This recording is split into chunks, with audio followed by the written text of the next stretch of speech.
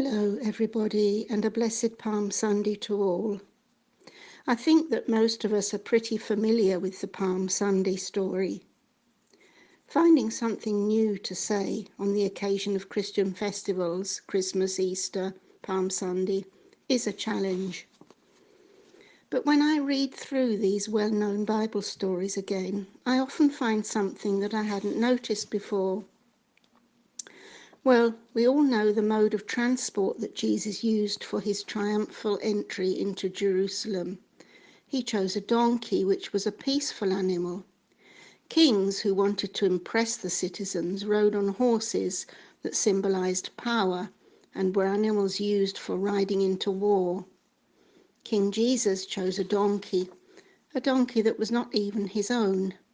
He borrowed it. We don't know whether he already had an agreement with the owner of the donkey, perhaps a follower of Jesus who was willing to provide whatever Jesus needed. The fact is that the magic words were, "The master needs it," and the donkey was immediately untied, although some bystanders were a bit concerned. Does the master need you? What do you have? What have you been blessed with that the master might need? Teresa of Avila said this: Christ has no body on earth but yours, no hands, no feet on earth but yours. Yours are the eyes through which he looks compassionately at this world. Yours are the feet through which he walks to do good. Yours are the hands through which he blesses all the world. Yours are the hands, yours are the feet, yours are the eyes, yours are his body. Christ has no body now on earth but yours. So what good would that donkey have been to Jesus had its owner said, "Well, you can have him, but he has to stay here"? He needed to be untied. I counted the number of times the word tied up or untied occurred in this brief text as told by Luke. In the space of a couple of verses, we see those words 5 times. I remember as a child hearing my parents talking about being tied up next week. I thought it was a very funny expression.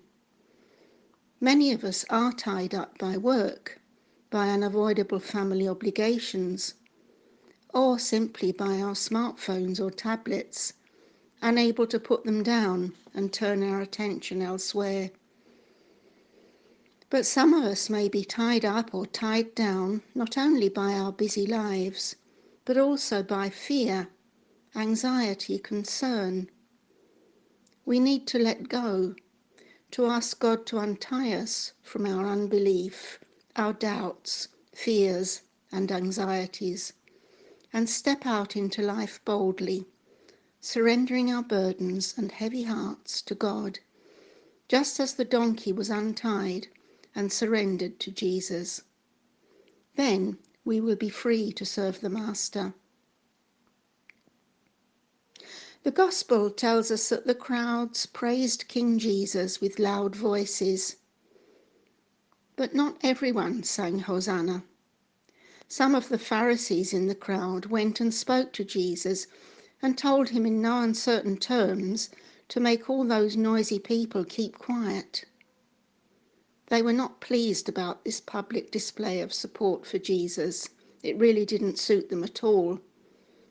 They wanted him kept quiet or tied up. Our world is still divided between those who praise Jesus and those who want him kept quiet.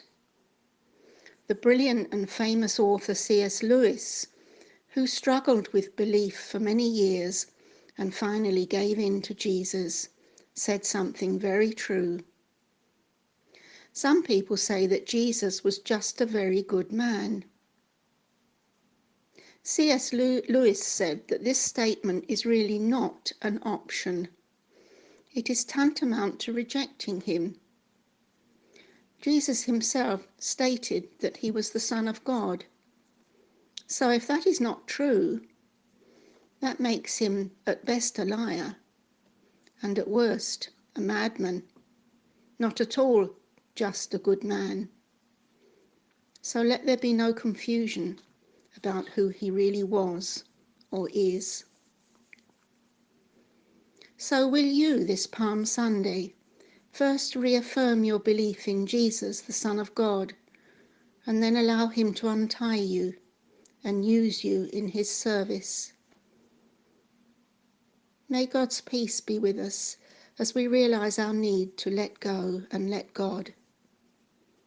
As we read in 1 Peter 5 verse 7, casting all your care upon him, for he careth for you. Or in the Good News version, leave all your worries with him, because he cares for you. God bless us all this Palm Sunday.